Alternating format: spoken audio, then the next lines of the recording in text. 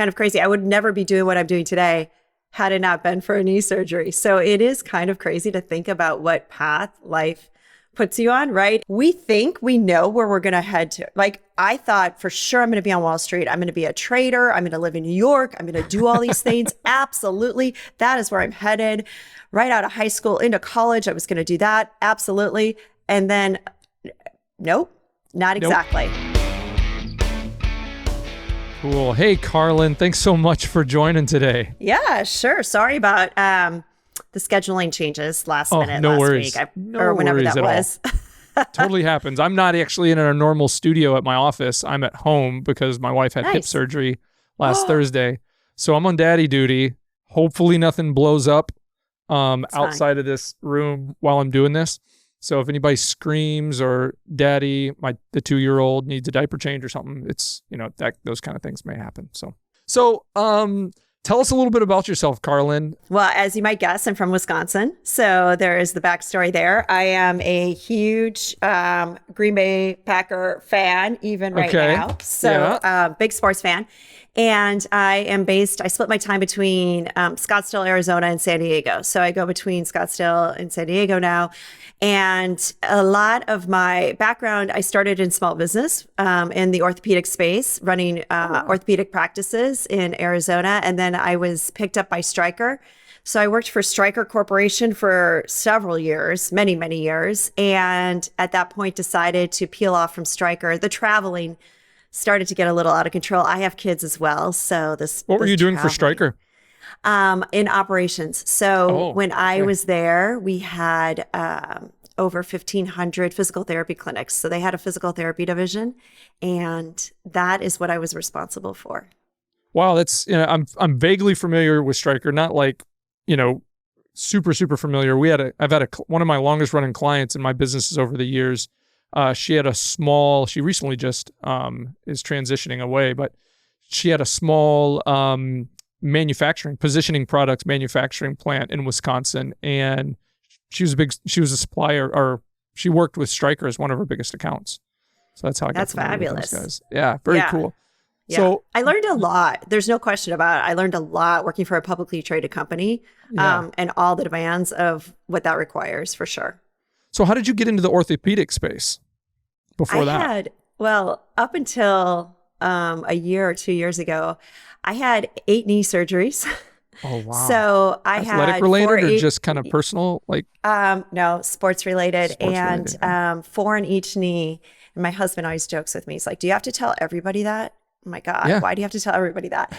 But I went to go see this orthopedic surgeon when I was at Arizona State University, and he had to do another surgery on one of my knees. I blew out my ACL again.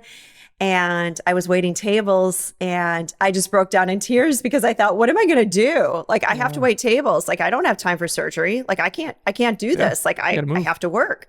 And he said, well, what if you worked for me as a receptionist? I thought, okay. So that's what I did. That's how I got into it. Very cool. So I don't want to pass on the ACL stuff. So how did you tear your ACL the first time? Basketball. When I played basketball. Cord injuries. I tore my ACL in 2007 playing football. I was done with collegiate and stuff like that. I was just playing semi-pro stuff, no pay involved, and just local here in the Wisconsin area. And I blew it out. I was working for the Boy Scouts, and I had to get a full. I did the cadaver version of the surgery, which has been good so far. As long as I keep working it. Yeah. So and knee surgeries. That's crazy. Yeah, it is. And I just had one a year ago, November, just one more. So now I'm up to 9. And ironically, my husband just had a total knee surgery. And I know I'm headed towards a total knee, maybe on both at some point. But after watching him go through total knee surgery right now, I'm looking at it, and he has a Stryker knee in there. So of course I'm an advocate for the Stryker knee. I'm looking at that going, I don't think I'm in a big hurry right now. No. So for all of our listeners, go easy on your body, right? Go easy. Right. But hey, the door closed on that, and you opened up for working in orthopedics. So you started as a receptionist. So did you work your way up? Yes. Okay. Who would have guessed? I would have never been in the healthcare space had it not been for my knee surgeries. It's absolutely kind of crazy. I would never be doing what I'm doing today had it not been for a knee surgery. So it is kind of crazy to think about what path life puts you on, right? And I listened to your podcast with Valerie, and it was so interesting to listen to what her path was and how she got to where she is today. We think we know where we're going to head to. Like, I thought for sure I'm going to be on Wall Street. I'm going to be a trader. I'm going to live in New York. I'm going to do all these things. Absolutely. That is where I'm headed. Right out of high school into college, I was going to do that. Absolutely. And then, nope, not exactly. Nope. But you're where you're supposed to be, right? Yeah. It feels really good. Me. Yeah. I had no idea that my best friend would be from India, and I'd have a couple business partners, and we'd be super close, and we'd start this business, and we'd be doing a podcast. It's like, no, this is not what the plan was. I was going to work for a national nonprofit and run the Boys and Girls Club or something. That's what I thought I was going to do when I was a kid, young. I love that story. Kid. I love that story. So I'm super interested. I'm like, I'm going to, for our audience, I'm going to, see if I can pull out of you some of the importance you learned in the reception work in that orthopedic office, because our company, we work in the medical space. So we're doing some IT support in one part of our company. We're doing revenue cycle management. We're doing remote scribe work, things like that. So a lot of our clients, a lot of our best clients, they're private practice, and we get a lot of feedback. We have a lot of conversations with our folks, and a lot of the times our main contact is receptionist or admin or something like that.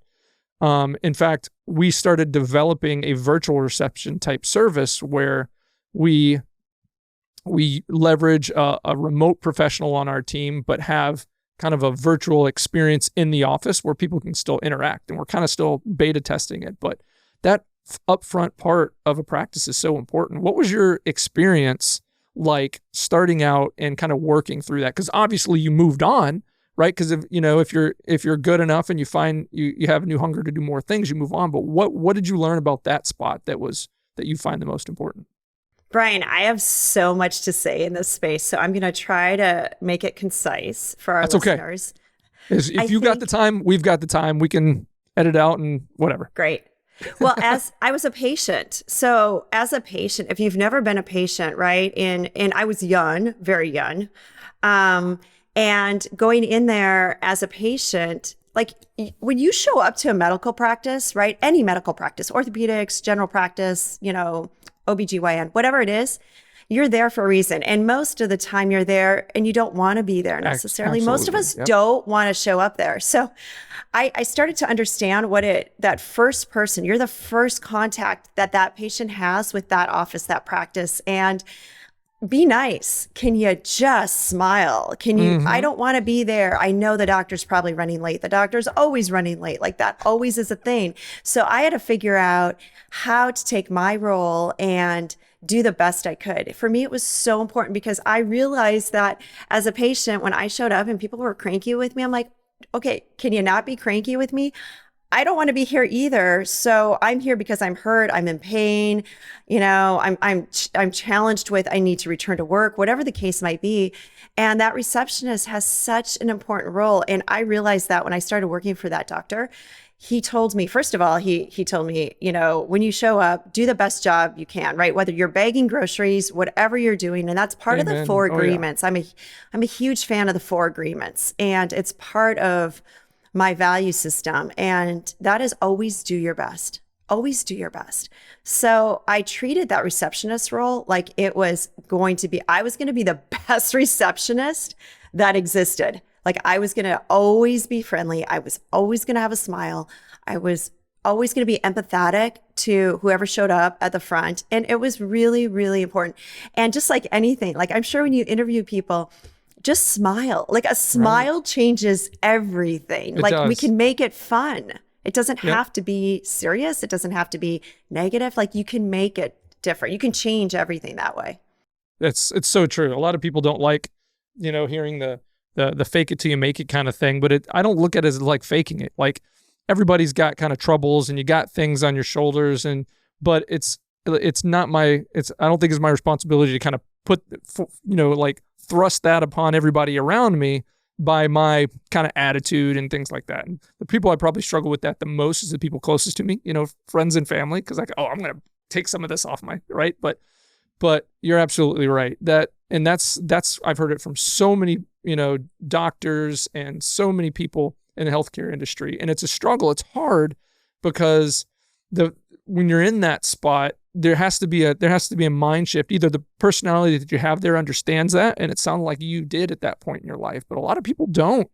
And sometimes it's really hard to kind of take people from, I call it from a standpoint of attitude, like everything. I think there's a 5 and a 95% in people. But there's the attitude too. Like most of us, we're just carrying around our baggage, right? But sometimes you find those folks that just get it when it comes to having a positive mental attitude, just getting after it and being happy and things like that. So, but I believe the art of that can be trained, and sometimes it's how I behave too, right?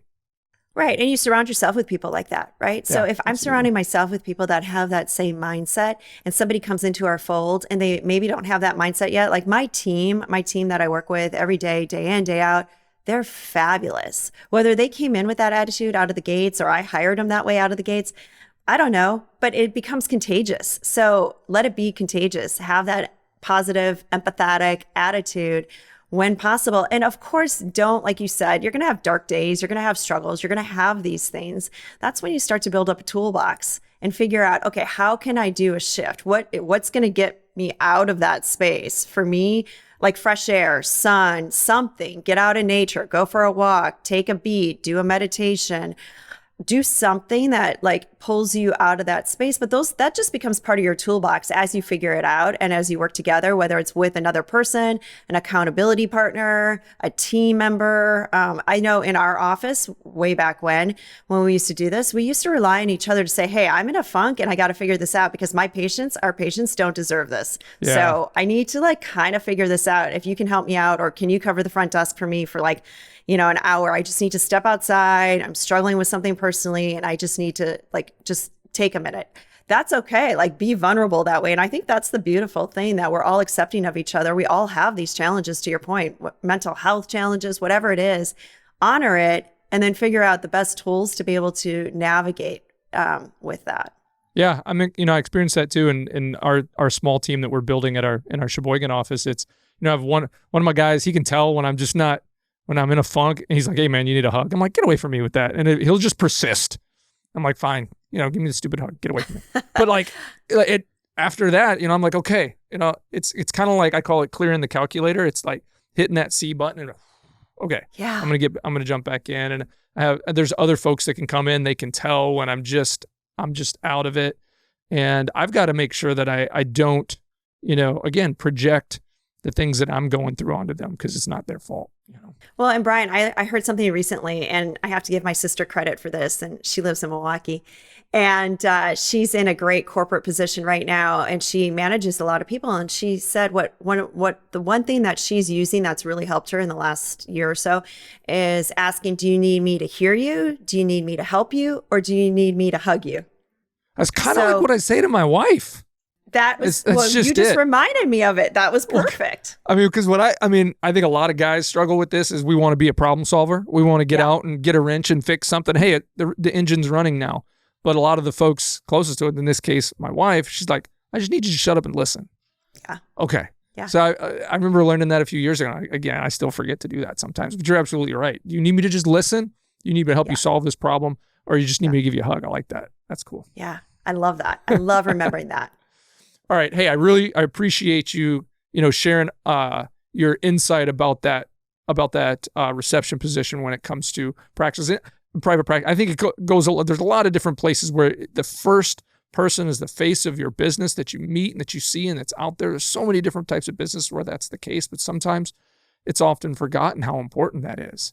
But like when I go into a practice, I remember that person. I remember the doctor because they're my doctor. But all the other stuff is peripheral and it's fuzzy. But it's that person that either treated you well or didn't that you think of first when you have to go back. And to your point on that, Brian, you're right. And that can make or break an office, right? And it's a competitive market for sure. Healthcare can be a little bit different. If you are in a space where it is non-insurance, right? So if you operate in any of the spaces where it's cash pay only or whatever the case might be, so the plastic surgery side of business or whatever that is, eye contact is so important. I've worked with some mental health hospitals out of Corpus Christi, and that's also interesting because you've got a whole different group of patients coming through there that you do have to be really empathetic with that. The other piece that you just reminded me of is, as a patient or as a person out, whether you are, I've also waited tables, right? So as a person on the other side of that, there's a reason people wear their name tags. They don't wear their name tags to remind themselves of who they are necessarily. They wear their name tags so they can tell you what their name is. So I think it's really important to be able to address people by their names. And you reminded me of that. You remember the person that was their first point of contact, or that receptionist, or that intake coordinator, or whatever role they're playing in that particular healthcare facility or office. Same when you go to a restaurant, you remember the waiter or the server or whatever the case is. Use their names. Like, they're human beings. We're not human doers. We're human beings. So if we say each other's names frequently, now you've put a name with a person. Like, that matters. That matters. Yeah, absolutely. What's that in, what is that Carnegie says? You know, the sweetest sound to any person's ears is the sound of their own name. You know, we forget that a lot, right? Yeah. So, yeah. And we'll say, oh, I'm really bad with names. No, you're not. You just don't make it a priority. That's what it is. Right. So it's I think that's one of the biggest compliments we can pay people, is to remember their names, but make it a focus of your time when you first meet them. So. Yeah. Okay. As I'm headed to a networking event right after this, it's a good reminder for me. And I'm glad we're talking about this, because I'm headed to a networking event. And that's a really tough time to be able to like circle through a bunch of names all at one time. But I will now, because of you and I having this conversation, I am going to make that a priority today. I'm not an expert at it, but it's one big thing when I bring people into my team. I have from years past and being involved in other business, I have a top 5 books that I've read over the years, and I try to read every year. You know, How to Win Friends and Influence People, Personalities Plus, what else? Magic of Thinking Big, a lot of these things, and I'm trying to teach them. And this is the one big thing. When you're around other people,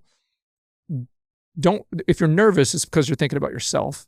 If you're thinking about yourself, you're not going to remember anything about anybody else. Just realize that everybody there that you're with is thinking about themselves. So if you make them the priority, they're going to remember you, and you're going to remember them, and you won't be nervous anymore, because everybody's just thinking, hey, how's my hair look? How's my teeth look? You know, is there something in my beard? You know, do these pants make me look fat? Everybody's got those things going through your head, and you're all standing around a circle or sitting around a table. Be the one person that's not doing that.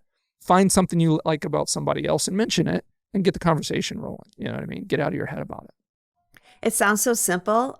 And I'm so glad you brought this up for all of the listeners out there, because it addresses 2 things: the nervousness, right? So that address that, and then showing up as your best self and really making an impact at that event. So I guess there's 3 things. I absolutely love that. And I would love to know your books. Yeah. So my top 5 are, some of them are really old books. One of them is How I Raised Myself from Failure to Success in Selling by Frank Bettcher. The Magic of Thinking Big. And then, Personalities Plus by Florence Littauer. It's kind of a personalities kind of book, but it's a different type of non-clinical spin, using kind of ancient Greek terminology on the 4 different personalities. But I really love that book, because it does a really good job of helping you recognize yours, but how to recognize it in others, and how to leverage that knowledge to be the right person for the person in that moment. You know, so a lot of personality tests say, okay, yep, I'm a D, or I'm a dominant personality, or I'm passive, or whatever. And that's just me. Love it or leave it. No, if you know what you are and you know what the others are, you have an advantage. You can kind of get outside of your shoes and be the person that person needs you to be in the moment. It's going to open things up and make them feel comfortable and bring them out. So there's Matt. So what did I not say? How to Win Friends and Influence People, and then Confidence and Power in Dealing with People. So it's a lot of people skills thing, because people come into our company, they've got their education, which, you know, primary, secondary, post-secondary, graduate, they all do a really good job of teaching the science. They do a really poor job of teaching art. And what I mean by art is the art of dealing with people, the art of people skills. And I try to tell my folks this, whether you're with me forever or not, or you go on to bigger and better things, the things that's going to make you most successful, make you happiest, make you the most money in life is going to be your people skills. Because that's what moves you along, is other people. You have to be good with other people or you're going to be alone. So those are my top 5. I try to get through those once at least every year while I'm reading other stuff. Sometimes I'm successful, sometimes I'm not. But it always reminds me of, and I figure something out new and try to apply it, every time I'm going through those. So how about you? Are you a big reader? I'm a big reader, and I hope you drop these because I can't write them down fast enough. So I hope you drop these books, or drop them in the show notes for our listeners too. Yeah, for sure. That would be usually great. When I'm in studio, I have them on the shelf behind me. I just kind of keep them there as a subconscious way of people hopefully zoom in. What's that right there? So, right. Yeah. Yes, I'm a big reader. Absolutely. And I kind of juggle, I juggle between, sometimes I'll listen to one on Audible. When I'm not listening to podcasts, I'm also a podcast junkie. So I listen to podcasts all the time. And then sometimes I'll listen to them on Audible and I'll think, oh, I need to buy the book because I want to actually annotate inside of the book. So I'll listen to it on Audible. And recently I just bought a book and I'm like, I just want to annotate it. So Atomic Habits for me, every year I read Atomic Habits. I feel like I always get something out of that. The 4 Agreements, that has now recirculated back onto my list because I like that a lot. Science of Getting Rich, I like that one. Think and Grow Rich, I read that one as well. Yep, those are classics. That book shifted my attitude about, I was in 2009 when I first listened to it a million times before I actually read it, but that changed everything for me. Yeah. It really changed my direction. So it's not one I read every year because it's super deep, but it's always on my desk. And it was so funny that book came up a couple podcasts ago with one of our guests because we were talking about books, and he's like, Think and Grow Rich, Napoleon Hill. And I'm like, oh my God, Napoleon. We got to talking about Napoleon Hill. My wife watched the podcast, and all of a sudden, every book that I didn't have from Napoleon Hill starts showing up. She's going on like half.com and cheap books and finding all these used books because it's hard to find the originals in circulation. And I've got all these Napoleon Hill books in my office that I don't have time to read right now, but super cool. Well, and I was just having this conversation, also with another person about listing all the books I want to read, like all your recommendations will go into my Goodreads list. And then because I used to just go ahead and start ordering them through Amazon or, some private, booksellers or whatever the case is to support smaller bookstores because I'm a huge fan of supporting small businesses. And I used to do all of that. And I think, oh my gosh, I have so many books here. I actually don't even know where to start. So I started to just keep a Goodreads list. And now I'm methodically try to go through that. And then of course with the annual books, but I love reading. I've always got 2 or 3 books going at the same time. And that's something, it's me too. And that's something that I didn't have that hunger to do that younger, but it took a couple people, getting around a couple people that did and understanding it was a big part of their success. And then you just get that itch. It's funny. Another one of our guests, it's another reason why I love doing this. I'm going to check out all those books you mentioned. He wrote a book. His name is Brandon Barnum. He wrote a book on, they call him the king of referrals. He's a big referral, sales, growth through referrals. And he mentioned his book, and I'll get around to it. And I had to travel to Utah a couple of weeks ago to meet with a client. And it was like an 8-hour travel day there and back. And I'm like, you know what? I need to figure out this referral thing because our biggest, best A-game clients have all been referrals. I'm like, I got to figure out a way to systematize this. So I got his book on Amazon, and I opened it up on my tablet. And I'm not a fast reader. It usually takes me a long time to get through books. I got 15 minutes, and I got to move because my mind's racing. But I was captive, had nothing else to do. And I got through this book on the travel there and the travel back. I did the whole book, got probably 50 pages of notes. Now it's just about carving out time to apply everything that's in that book because it was really good. So that's also good to know. Yeah, if for everybody listening or even you, if referrals is a thing that just seems like, and because everybody kind of says, well, you can't grow your business through referrals. It's very ambiguous. You just luck of the draw. You do a good job. Someone tells you about but I'm convinced after reading his book, because he's done a really good job of highlighting all the different types and ways, and then kind of turning it into a process that can easily be understood and kind of applied with yourself and your team.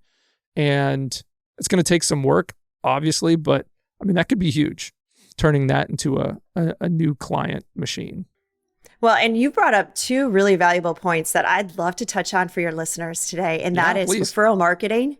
Referral marketing, when with all the KPIs, I measure things in my business. When I work with small businesses, I'm a big numbers person. So like spreadsheets are my love language. I love dashboards. I'm always measuring things. And what we've seen is in 2023, end of 22 into 23 and forecasted for 24 is referral marketing. That's the space you want to be in. So you're right in the sweet spot, and your timing couldn't be better because everything we're seeing, and I can even track my leads in my business. And I will tell you, my social media following is not big. My referral business is, probably 85% of my business. And it's showing up and doing quality work, and it's showing up in the networks, and it's being present.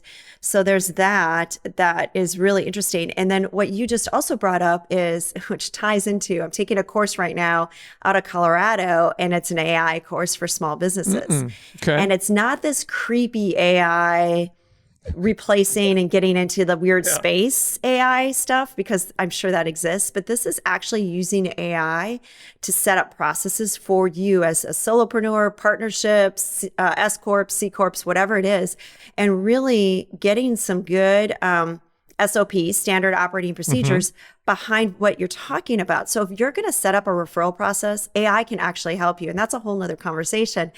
But what I'm doing right now is exactly that inside of my business, because so much of it is touch points, right? And I don't want to automate everything. You don't want to do that. So how do you make it a really nice hybrid of tracking your referrals, staying in touch with your referrals, keeping that pipeline full, and being like available to those referral partners or whoever that might be, that affiliate contact or whatever it is.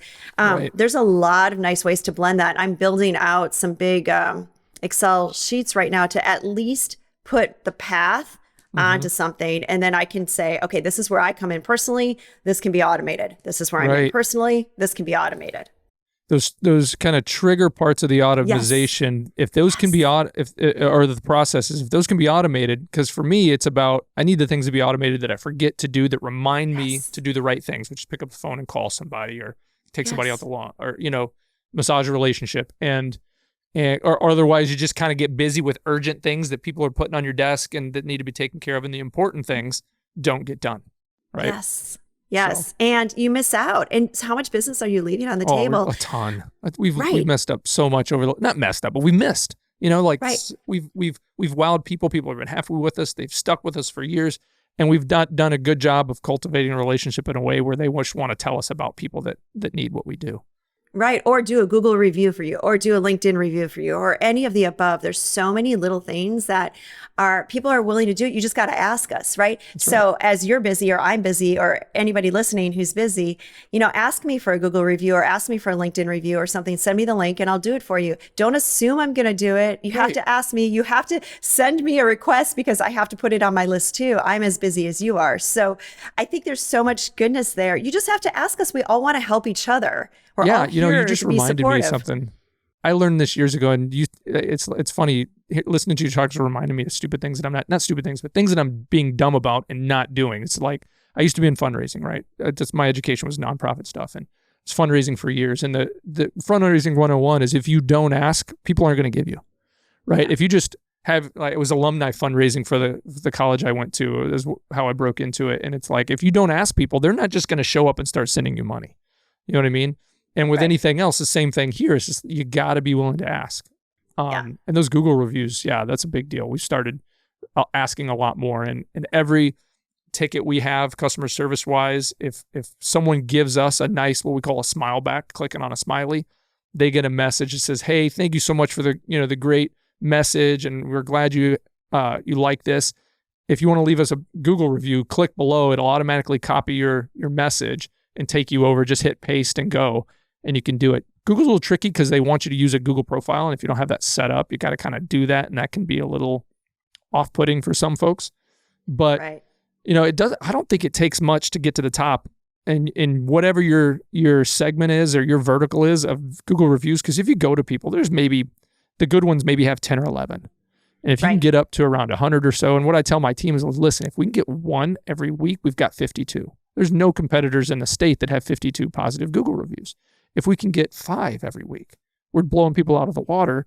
And that's more important than, for organic search, that's more important than anything we could put on our website, So you just talked about a process, and this is exactly what I'm dropping into, where I work with my clients and I'm doing this with my own team. But one of the processes would be you'd set up a SOP for Google reviews, right? Yep. And your goal would be 1 a week, and that would be the process. So your whole team is now part of, when you onboard a new team member, that would be part of the process to say, that's right. Part of what we do is every time we have a successful, ticket that's been closed, good customer satisfaction, whatever the case is, send them this link personally from their email or whatever. Don't make it necessarily a automated thing, or automate it, but have a personal template set up inside of your Gmail account or whatever you use, right?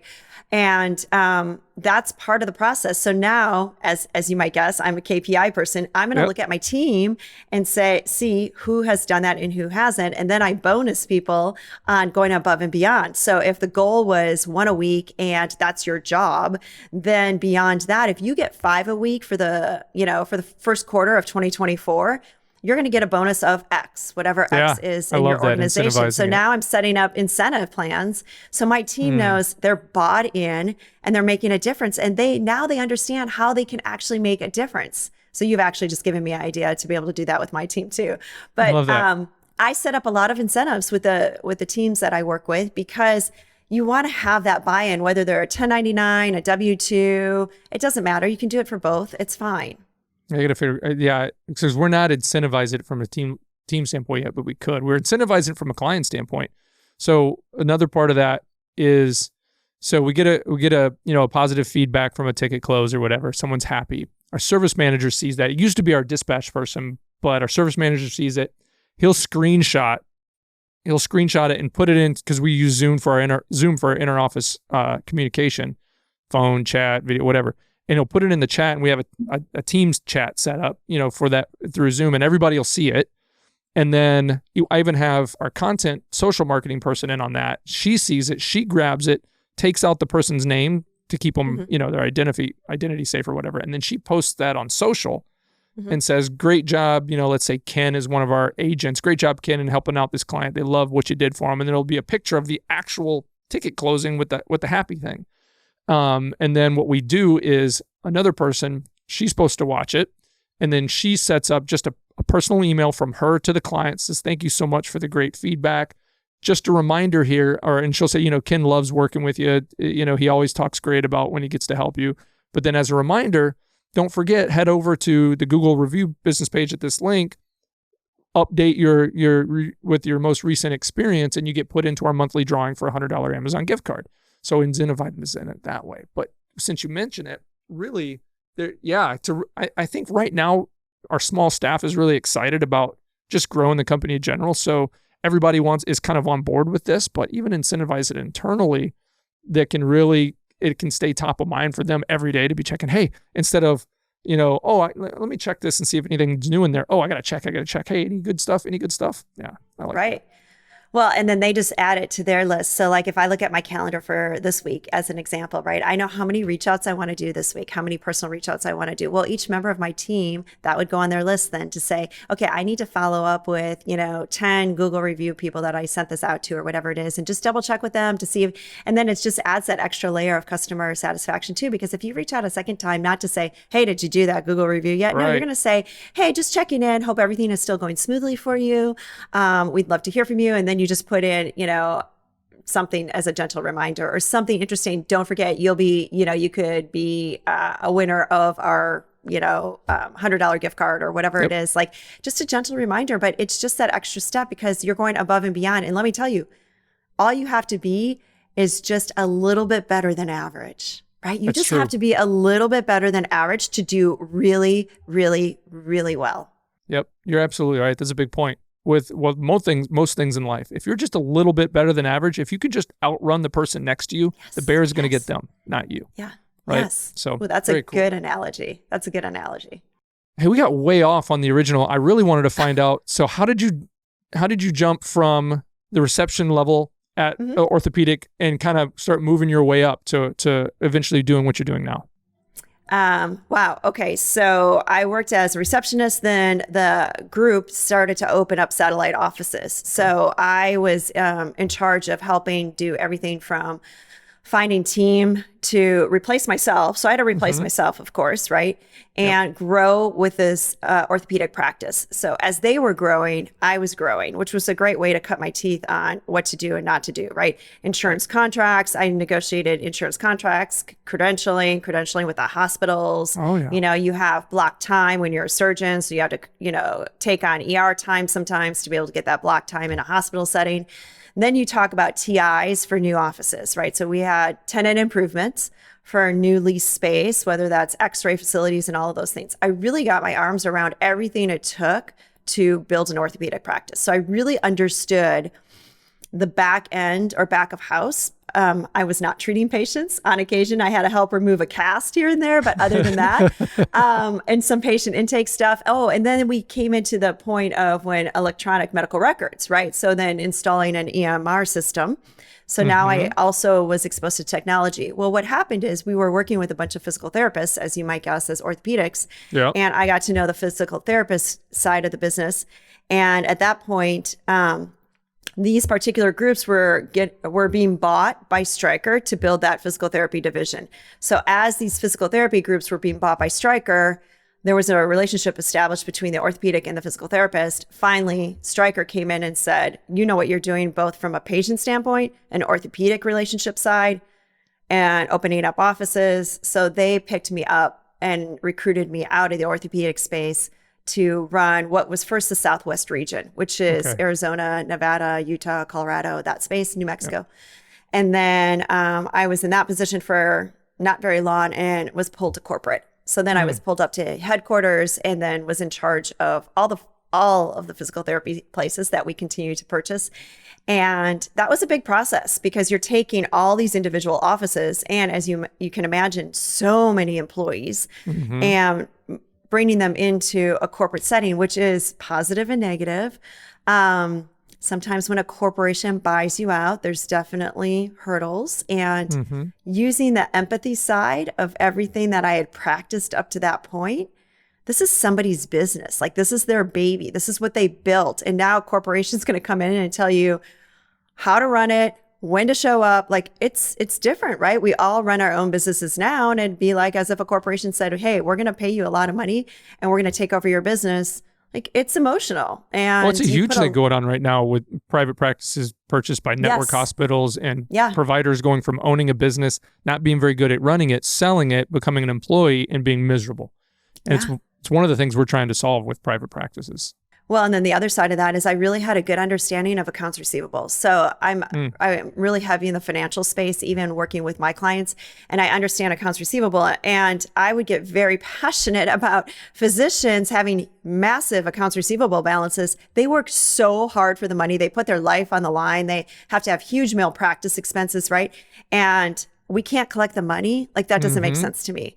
And insurance gets to make interest on the money that belongs to the doctors. I'm very passionate about that, because if I can't collect the money or put in systems to collect the money, then we can't give raises to employees, not to mention the doctors don't also make much money. So I was very, very diligent on keeping that AR balance and what's called DSO at a minimum. And that was part of what I was challenged with also at Stryker. What's DSO stand for? I'm familiar with DRO, Days Revenue Outstanding. Is that the same? Same. Yep. Same Days thing. Sales Outstanding. Cool. Days Sales Outstanding. Okay. Yeah. Same. Yeah, because we're talking a very similar language, which I knew nothing about a few years ago until we opened our RCM side of things. But you're right. It's a massive issue, and we're our whole, from the medical business side of stuff, the things we do there, we're trying to help swing that pendulum back, because years ago it used to be. There was network hospitals, but private practices everywhere. You pick of the litter. You could go get what you needed wherever you want and get really close with your doctor. But then it went the other way. They were just bad at managing business, and things were falling apart. They get scooped up, and now they're miserable. And like you talked about, as a patient, you go I don't have any private practices that I'm a part of in my community. They're almost all gone, right? And you've got two different competing big network infrastructures, but you go in there and it's so industrial, clinical, it's such a downer, and you're already going there. Like you said, you don't want to be there. But right now there's no other choice because, providers, doctors, they all got so discouraged with getting into it, wanting to administer care and create a good lifestyle. And the stereotype is, hey, you're a doctor, you must be living it up. Well, not necessarily, because at least when you own your own business, you go into care thinking you're going to get care and hopefully find some good people to help you run the business. But that's really hard to do. It's really hard to do. And we did centralized billing, then we decentralized billing, and then we went back, economies of scale come into play, right? So I've looked at like both models several times over. You're right, selling to a hospital system in your example. And so I worked for Stryker. And then after I worked for Stryker and left that because I was traveling all over the US, it was constant, was 4 or 5 days a week, every week for, 48 weeks for sure out of a year. And after that point, I peeled off of Stryker and took all that knowledge that I was used to, both in the corporate setting to know the structures that are so important to learn, which was great for me, and apply those to private practices. Because what would happen is those physicians would decide to part ways with the hospital system or part ways with a partner potentially. So let's say you have 2 urology doctors that are partners, and they decide that, this relationship's really not working out. They're going to go off on their own, or one's going to sign with the hospital and one is going to stay in private practice. So I worked with a lot of those situations as well, and setting up all their back of house stuff, getting them re-credentialed, new tax IDs, new Medicare licensure, all the things, all the inspections, all that stuff. And I could use that knowledge to apply it to private practices. But now I had the additional knowledge of a corporate structure from a financial standpoint to say, here's the tools and the key metrics to make sure your business, not practice, your business is really healthy. We're going to keep your DSO under 35 days, or DRO to your point. Yep. And we're going to make sure we're collecting at the front desk. There's no reason not to collect those copays. We're going to put that front desk person on a bonus system. If they collect 100% of the copays that are due at the time of service, they are bonus. Idea. So there's so many little things. Manny was here. I told him to write that down, but he's not. Well, and the other thing is the no-show and cancellation rate. We are really big, certainly in the physical therapy space, but the no-show and cancellation rate had to be below a certain percentage as well, because I've got staff sitting around, and if somebody no-shows or cancels, like that's lost revenue. So I knew exactly how much each patient was averaging when they came through the door, and that's a business. So having good clinical care, but that took all of that administrative business ops side kind of away from the physician or the practitioner, whether it's a physical therapist, doctor, NP, PA, whatever it is, and moved it so that we could report to that physician, and they felt really healthy about knowing their business metrics, knowing how they could negotiate these things, having some peace of mind. And then on the flip side, everything in the back end's being taken care of, which is really, really good, because at the end of the day, you're not in business if you don't make a profit, or you're not in business if you don't know your numbers. You have to know your numbers or you don't really have a business. Right. That's right. I don't mean to be so crass about it, but I don't think it's crass. I think it's true. It's absolutely true. You don't have a business if you're not tracking things. Yes. Right. So. Yes. Okay. So you joined Stryker, you did that, and then you were helping on the private side, but now you're doing something a little bit different. Talk to me about what you're doing now. Yes. Well, I decided I have 4 kids. So I have 4 kids. Look at that. We perfect. have something else in common. Perfect. We have messed up knees and 4 kiddos. How old are your kiddos? 26, 27, 31, and 33. Okay. Our kids' ages are a little different. When you said 2-year-old. I've got a 2-year-old. Yeah, I've got a 2, a 5, a 10, and a 12-year-old. We waited a little while to start having kids, and if I could go back, I would have started early and probably had 8. They're great. They're a pain in my booty, but they're great. Oh, and they get better, by the way. We have so much fun with our kids, and now our kids have significant others. One's married, 2 are engaged. Like it's so fun when they say they want to spend New Year's with us. I think, wait, what? Like, wait, you want to hang out with us for New Year's? So so they think you're cool too. That's good. Yeah. Things are starting to speed up now. Like that parabolic curve to whatever, to success, to failure, whatever. It's not like it doesn't just happen. It felt like so long it was taking forever now my son is like in that, he's 12, but he's like growing so fast and getting smarter so fast. Same thing with my 10-year-old daughter, who's probably more mature than he is. But like, they're just like starting to, they were like, it seemed like this for so long. I'm like, slow down. Yeah. Not yet, you know? Yeah. So. Well, and I don't want to say this, but it gets faster. Actually, I'm sorry to say that. Every day it feels but when like they're sleeping, they're always your kids. So when you see them sleeping, well, that's a mother's perspective, I'm sure. But when I see them sleeping, I'm like, oh, you might be 27, but you know what? Yeah, you're just a little baby. Yeah, for sure. Yeah. Okay, so you have 4 kids. I interrupted. I always get super fired up about kiddos. So during middle school and high school, I thought, you know what? My consulting business for physicians ended up going into more travel again. And I thought, okay, I'm repeating the same process here. This isn't going to work because, like I said, I was working with a hospital system out of Corpus Christi. I had urology out of Nevada. Like I was juggling. So at that point, I decided to peel back and just take a couple of years and be with my kids through middle school and high school. You have the college applications. And it was really good for me to be home. So I took a couple of years and just took a beat for a second. Decided really, what do I want to do next? And I decided that I wanted to get into the product-based side of business. I thought, how hard could it be? Like, I know finance, I know marketing, I know management, I know tech. I love tech, you know? Okay. So how hard can this all be? So I decided to do a product, a handbag company, and manufacture it in China and set up Shopify and do all the DTC and all the email marketing. And it was hard as hell. Like, it was hard. I had nobody to call. Like, I didn't have an IT department. I didn't have a finance department. I didn't have a controller. It was me. I was doing all of it. And I was doing it all like gritty. Like, I was the receptionist. I was customer service. I was, social media posting. Whole new lifestyle on that. And I learned so much from the product-based business and manufacturing overseas and inventory situations and too much inventory. And I thought, of course, everybody wants to buy this right away. I'm just going to put it out there and they're going to buy it. Of course. Not so much. No, it's really crowded. And I spent a lot of time and money on that. And that was a learning lesson. And that was not what it turned out to be. But I met some incredible entrepreneurs along the way. And I thought, you know what? I have cut my teeth on so much of this. I can help you. I can help you set up systems. I can help you understand financials. I can help you with business acumen. I can help you with technology. I can help you do all this so that you stay in business. And Brian, one of my biggest things is not helping somebody start a business.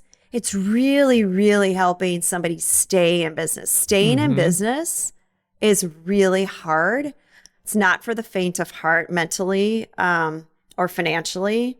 And I really love that challenge of looking at the business or the company holistically and identifying those key areas where you can make change to stay in business. So that was my path to what I'm doing today. And, I wish I would have started this path years ago. But then again, there was a reason why I'm exactly where I'm supposed to be right now. And I love it. I wake up every day and I love it. I love the challenges. Like, I love it.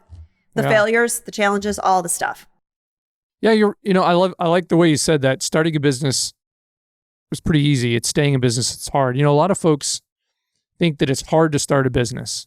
It's hard to start a business that works.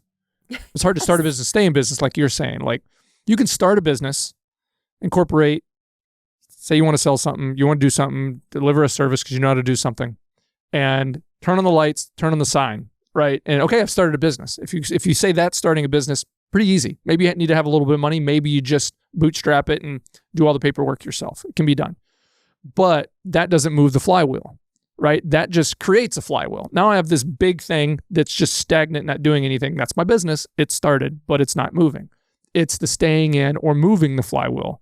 Like you said, systems and surrounding yourself with the right people and setting yourself up in a way where you're constantly learning and all those little things that slowly kind of push that wheel forward and gain some momentum. Then if you can gain some momentum, some traction, and it's really hard to know how to do that because you can have all the technical skills and you can have an administrative degree and business degree, but it doesn't mean you're going to get that ball rolling. So and my degrees are from a long time ago. I mean, yeah, let's just be it's honest, not the right? same world. Yeah. And no, and I'm not young by any stretch. And I am taking an AI class, and it is like 10 to 12 hours of homework a week. Like, it's no joke. But I'm in that class to stretch myself, not only for my own business, but then also to serve my clients. Like, I want to learn all of this so I can help them get over the hump just a little bit faster, not be afraid of this new technology, right? Yep. It's here to stay. We know that. To what capacity, we'll have to all decide that. That's fine. But I'd rather know and learn this stuff sooner than later to help others in that space. So I think the other part of all of this that it's teaching me is to be a lifelong learner, which is, a word that's used a lot to your point, and to give back in that sense also. But it's not for the faint of heart, because when you first start a business, product, or service, your family supports you, your friends support you. You can sell the widgets, you can sell the services. They're like, this is great. We're going to tell our friends and family, this is great. So you get momentum, you get cash flow, you get the orders or whatever the case might be. Then it goes kind of quiet. Like, potentially, I would say the 3-year mark is, okay, I actually need to get involved in networks. I need to be a thought leader. I need to expand. I need to have some cash flow to hire and delegate. To your earlier podcast with Valerie, delegation. I just taught a whole course on delegation yesterday. Yeah, and that was going to kind of be my next question is, okay, say I'm a business person, and I've built my business to a degree. It's successful, but it's only as successful as I am successful within the business. How do I, as a business owner, entrepreneur, how do I, whether it's delegation or setting up systems or finding the right people, how do I create that to be able to turn it more into like a business pipeline that I can step away from and it can still work? Right. Well, delegation, to your point, delegation, finding the right person to support you. And you don't have to go out and hire somebody for 40 hours a week or 50, sometimes more than 40 hours a week, whatever that person is. You can start with something, just start. But here's what I really, really recommend is, if you're a solopreneur and you're listening to this, there's a tool that I offer free of charge.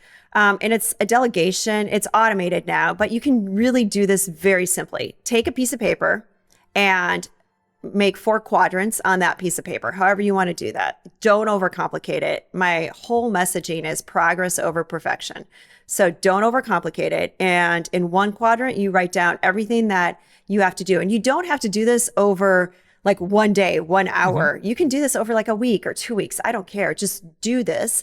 Yep. But there's everything that you do. There's everything that you do, but you really don't like doing, or you're not good at it, or it sends you down a rabbit hole. So as an example, I know how to do Canva. I can build my own presentation decks, but I go down a rabbit hole because I like that color, or I like that font, or I like that image instead. All of a sudden, I'm adding a bunch of holiday decorations to my Canva deck. And I think, what am I doing? I literally did that yesterday, and I sat up and I said, what are you doing? What are you doing? Stop. So that's the stuff you like to do, but you're not good at it, or you go down a rabbit hole, or it's just time consuming.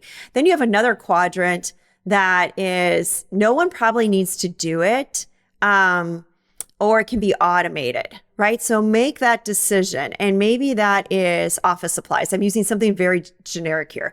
Let's say you know that you run through Post-it notes once every 3 months. Well, then just go onto Amazon and order that box of Post-it notes to automatically be sent to you once every 3 months. Just automate that, or don't order the Post-it notes. Who cares? Don't take up your time doing it. And then the other quadrant is, it needs to get done and no one's doing it. And that's the quadrant you want to look at. And that's the quadrant that you look at. That's your next hire. Like, put things in there. That's your job description, or that's your job posting for your next person. So just start siphoning off things into that space. So for me, it was social media posting. Like, I don't rely on I just don't do a lot of social media posting. That's an easy one to use as a reason, right?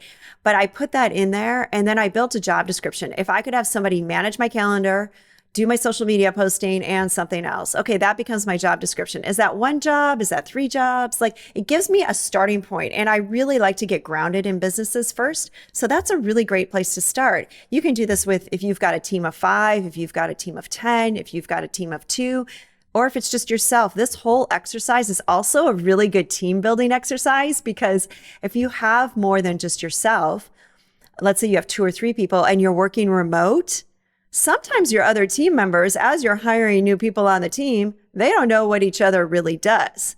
So this is a great team building exercise. Number 1, to understand what everybody on your team does. And then number 2, the stuff that's not getting done, that probably needs to get done, or that you would like to get done in 2024 as an example, maybe one of your team members wants to do that, like raises their hand to say, hey, I'll do that. I could use a couple extra hours a week, or I'd like to learn about that. Let them drop in to say, hey, these are the open items we're not getting done. Is there anybody that would be interested in doing this before I start to look outside of our group? And I love this exercise. I'll get people raising their hands to say, if I could get email marketing off my plate, I would love to do presentation decks and metrics on XYZ. I'm like, well, I didn't know you would be so interested in that. Let's get email marketing off your plate. Does anybody want email marketing? Right. Crickets on occasion. Right. Then I go and find somebody who will probably help us with that. But that gives me, instead of hiring somebody to build presentation decks, now I'm going to go find somebody to do email marketing. That's a totally different position potentially, or a contract position, or a freelancer, or whatever, right? Intern or something like that. That's what I'm looking at right now. Yes, intern. That's a great thing, because that's what I work with Arizona State University, and I teach there on occasion also to bring in the real world business into their business school. And that is another great option is interns. Absolutely. Yep. We have some small colleges and universities close to us. Biggest would be Milwaukee area, and then we've got a little bit in Green Bay. You know the landscape here in Wisconsin. All right, Carlyn, I know you're a Packer fan. Yeah. So you're born and raised in Wisconsin? I was born in California. We moved. My dad was in the Air Force, and we moved very quickly to Wisconsin. Where at in Wisconsin? Plymouth to start with. Okay, I know where you're at. And then in the country on County Road C and M. I know. And then Sheboygan Falls, Plymouth area. Yes. Yeah, so you're not very far. You weren't very far from where I went. So I came to the area to go to school at Lakeland College. That's where I went to school. Okay, I went to Sheboygan Lutheran, so that was up the street. Yep. And my wife and I got married in Sheboygan, moved to Manitowoc. I worked for the Boy Scouts for a number of years. Anyway, you're a Packer fan. Great. I like the Packers. I'm not my favorite team because I was born and raised in Texas. You can probably guess. Who I like. And Packer fans really just aren't very good, very friendly with people like me often, but that's okay. I'm used to it. It's all right. Let's talk a little Packers. They started out rough this year. I guarantee you're tracking it from Arizona. My in-laws used to be in Arizona, and they were kind of fair weather. They were always Packer fans. Were like, if they were doing bad, they'd just pick up the Cardinals and be like, hey, look who we got. Back when Kurt Warner was still with them. So Packers are doing all right these last couple of weeks. How are you feeling about Jordan Love? Okay, so I have a journey. I am in fantasy football, and it's really competitive. And so I've got a fantasy, and my fantasy football team. How do you find time for that? I know, right? I just did I just went on the waiver wire last night, actually, because it was Tuesday night. But my team's called Packer Nation. My Peloton handle is called Packer Nation. So if anybody's on Peloton out there, hit me up at Packer Nation. Packer Nation. Packer_Nation. And my fantasy team's been called Packer Nation for a long, long time.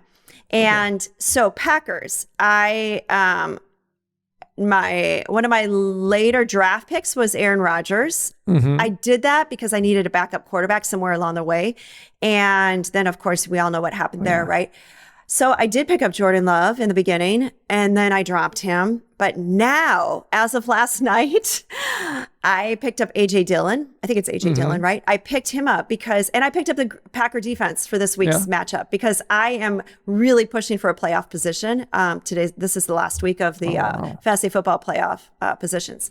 So I am tracking the Packers quite a bit. I will always be a fan. I do see some potential. I'm pretty excited, I have to admit. Jury's still out for me, only because what I look for the most in that position is maturity and character and athletic ability. Obviously, the guy's got it.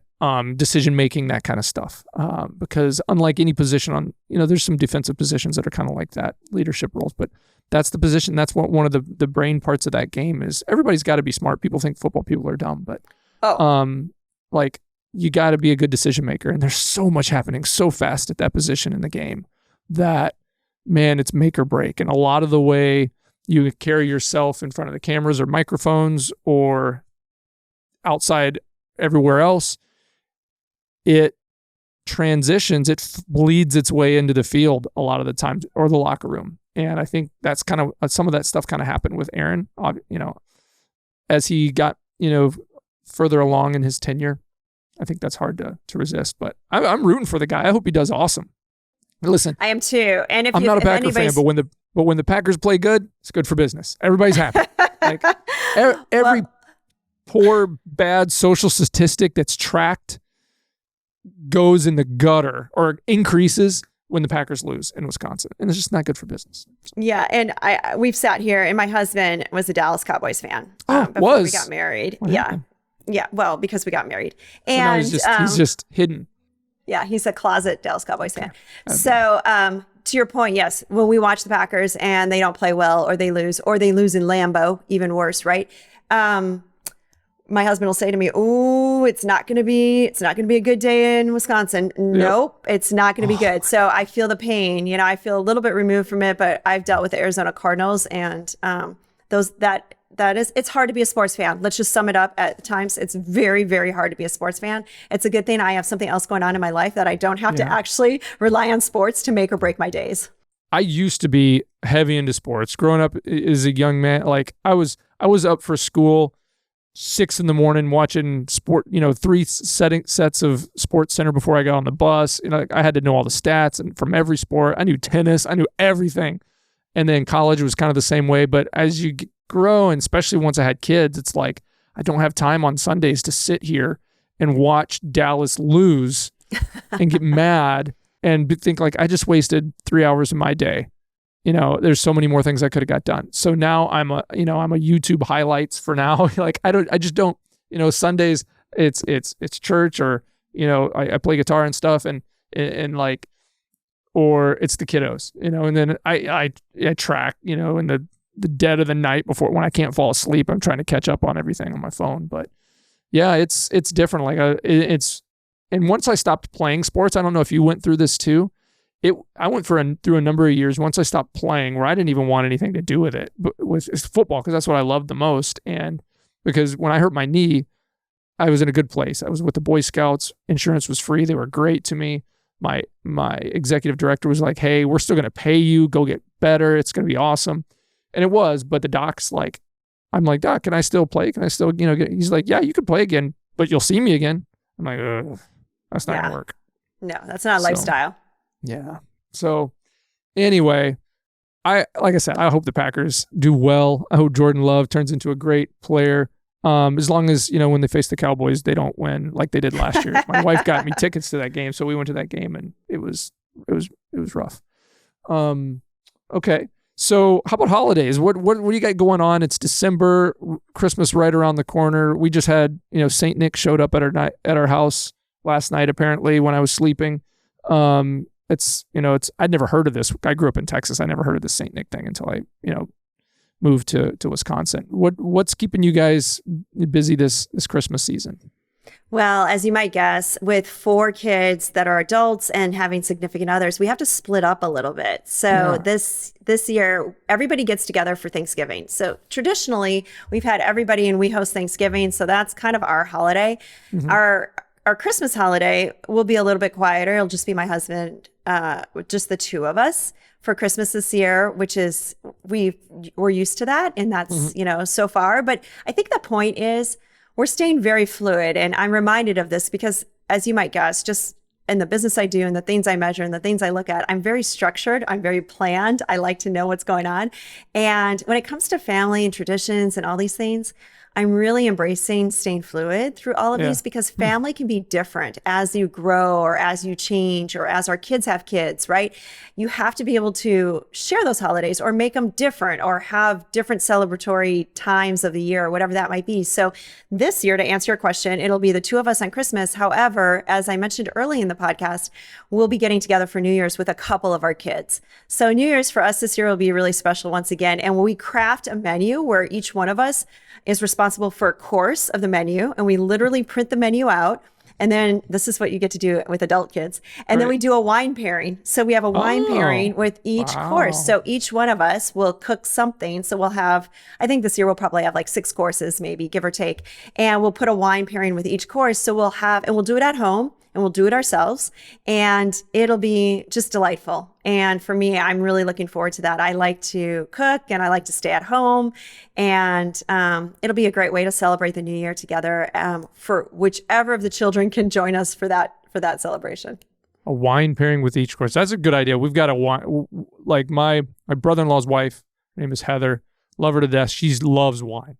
And so I'm going to kind of float that idea. Hey, we're all bringing different things and we're assigned different things. Let's do a wine pairing with each course. That'd be cool. Fun. All right. Yeah. That'd be awesome. All right. Hey, I think we're running short on time. I've got a ton more that I'd love to talk to you about. Maybe we can have you on the show again sometime. I'd like that. I think you're a wealth of knowledge. There's so many things that we didn't even get to talk about, and that's a loss for our audience, but maybe we'll be able to swing back and learn some more from you sometime soon.